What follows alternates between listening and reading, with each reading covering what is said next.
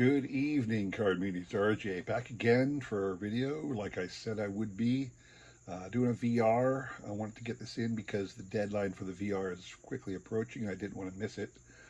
Doing a VR for a new channel that I came across called Mike's Mr. October and More. Obviously, Mike is a huge Reggie fan. He has an extensive Reggie collection. Um, what he is asking for his 100th subscriber contest is to do a VR to talk about your most he said your most memorable sporting event. Now, he did say it could be high school, pro, minor league, amateur, whatever you wanted it to be. So I spent a lot of time thinking, okay, what was one of my most memorable sporting events? Now he wanted you to show a card. I don't want to show any cards. I just want to tell the stories.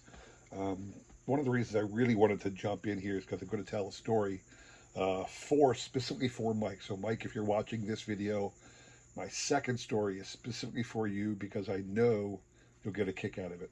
Anyway, so um, it's hard for me to know what my most memorable sporting event was ever because I've been to so many. We all have.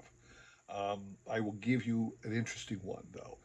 Um, the Olympic torch, for example. Um, I love the way they used to do it. I don't know anything about how they do it anymore. The Olympics has lost its luster to me and a lot of other people in recent years. I really don't pay much attention to the Olympics at all anymore. I really don't. 1996, though, the Olympics were in Atlanta, and if you know how they light the flame for the Olympic torch, they literally started in Greece, like on the top of Mount Olympus, and they have this giant concave or convex mirror where they capture the rays of the sun and light up a pile of hay or a bed of straw or whatever. Then they light the torch from that. They literally light the torch from the sun. It's kind of cool. Again, I don't know if they still do this.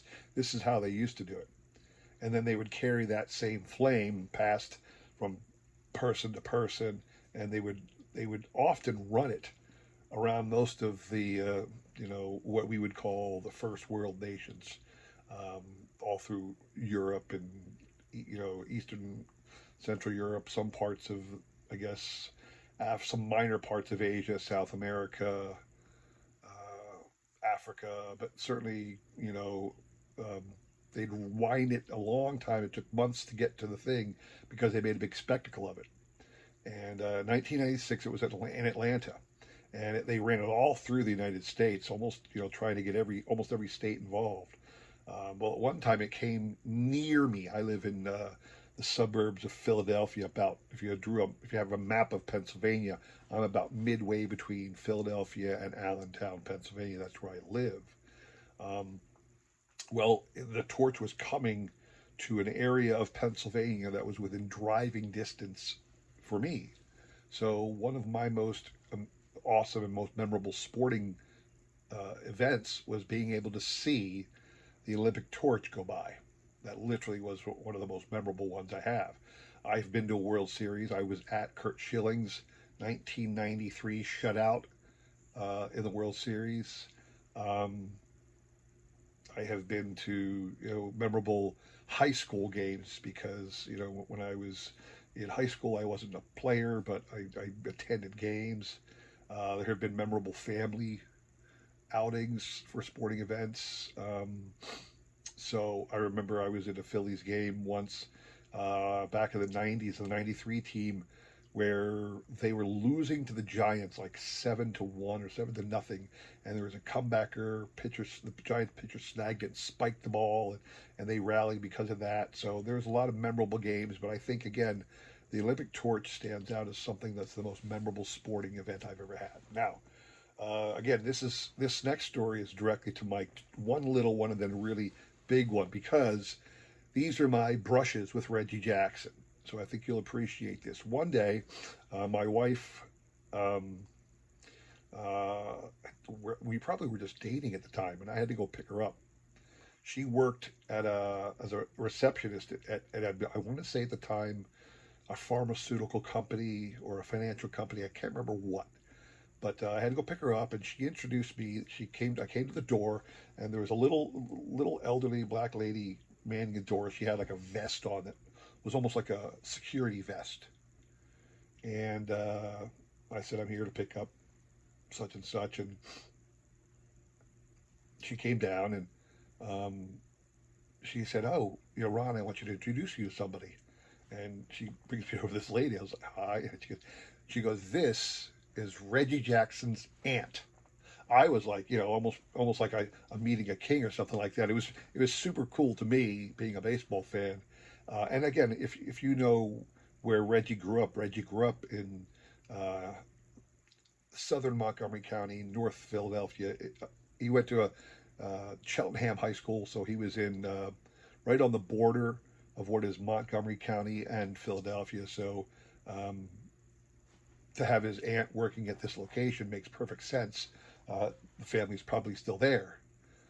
So I thought that was really cool. But the really awesome one is um, my job. I worked as a civil engineer. That's my job. And our firm had a surveyors. And this old surveyor, um, when he heard I was a baseball fan, liked to tell me the story about the fact that he played baseball with Reggie Jackson.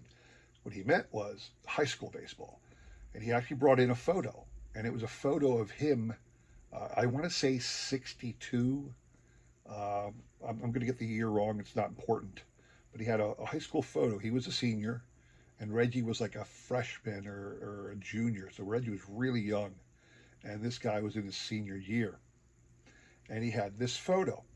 And sure enough, it was 100% a legitimate, actual high school photo of Reggie Jackson. And my first thought was, oh my gosh, how much is this worth? It's not a reprint. It's not something digitized. It's the one that this man got when he was a high school senior, given to him as part of the team, and Reggie Jackson's in the picture. So I always remembered that. And then this is about 5 or 6 years later. Um, I had gotten away from collecting, but still had the love of it. And I found out that Reggie was going to be appearing at the Philly show one year. And this was back when, for people who know the Philly show, it's now happening at the Greater Philadelphia Exposition Center at the Oaks. But at the time that this happened, it was still at the Valley Forge Convention Center. Okay. So um, Reggie was going to be there. So I tell my friend, hey, Charlie, Reggie's going to be here. Do you want to go, I don't know, get a ball or get your, say hi and, see if he remembers you. And now the thing is, Charlie always would show me the picture and he couldn't memorize he had no clue who all these people were. He remembered the coach's name, but I don't think he remembered any of the kids. And the only reason he knew who Reggie was is because he's Reggie Jackson. So anyway, Charlie says, sure, I'll go. So Charlie and we weren't going to go together. We were going to meet up there. So I'm texting him, and he got there before I did.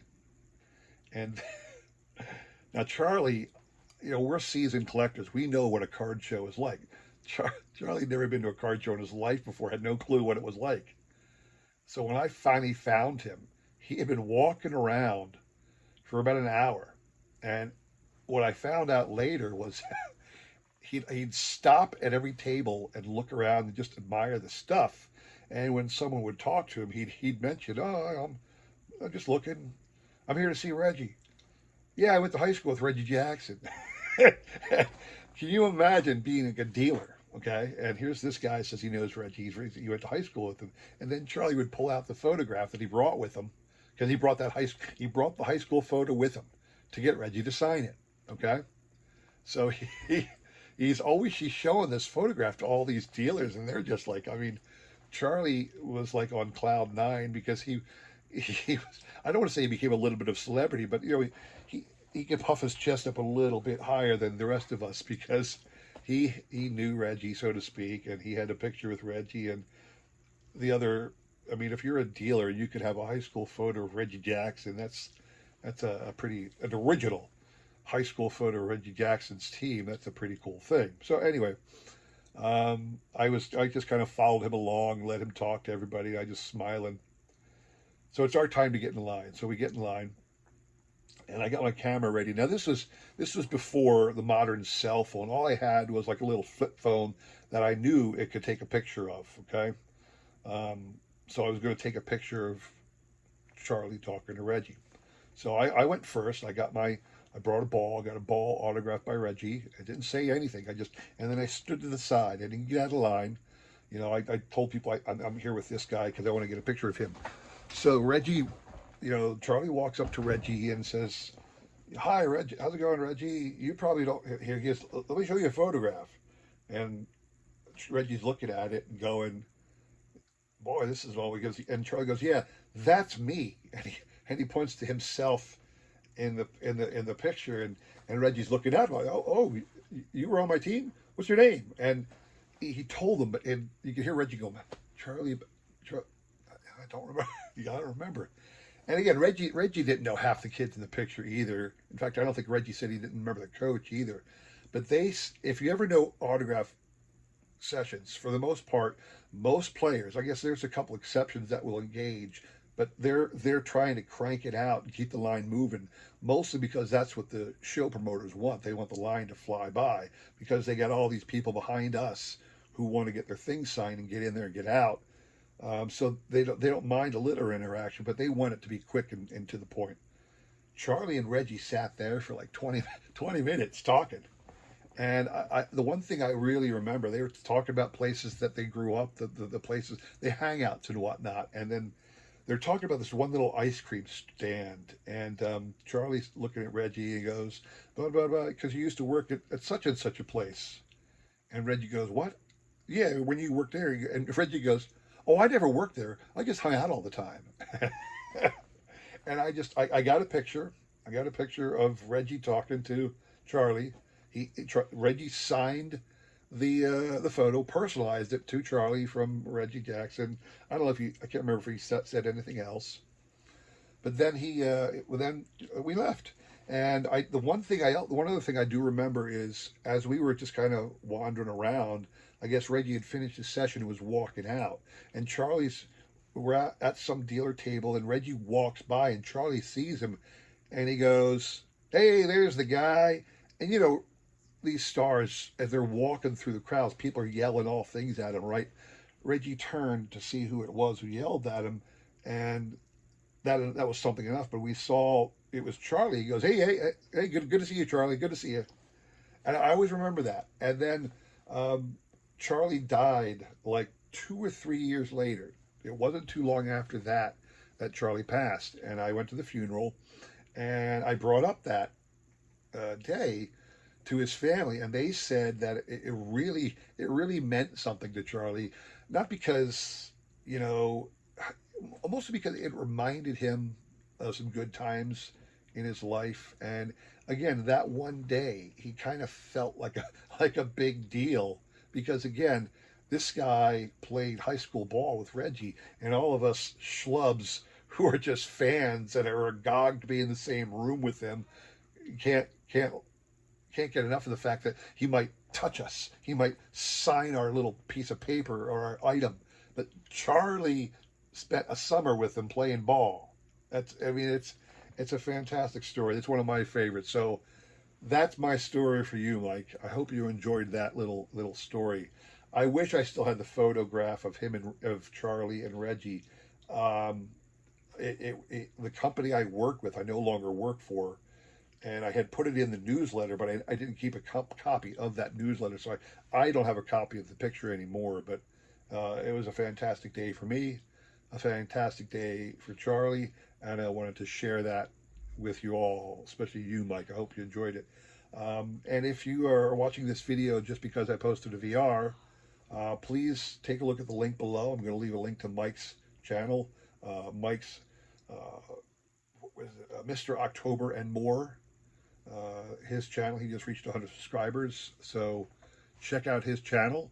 And you got until like 2 days still to make a VR and enter the contest. So if you get a chance, go ahead and do that. All right. Appreciate you all watching. Sorry for the quick turnaround on 2 videos, but that's the way cookie crumbles. I will see you all again tomorrow. Take care.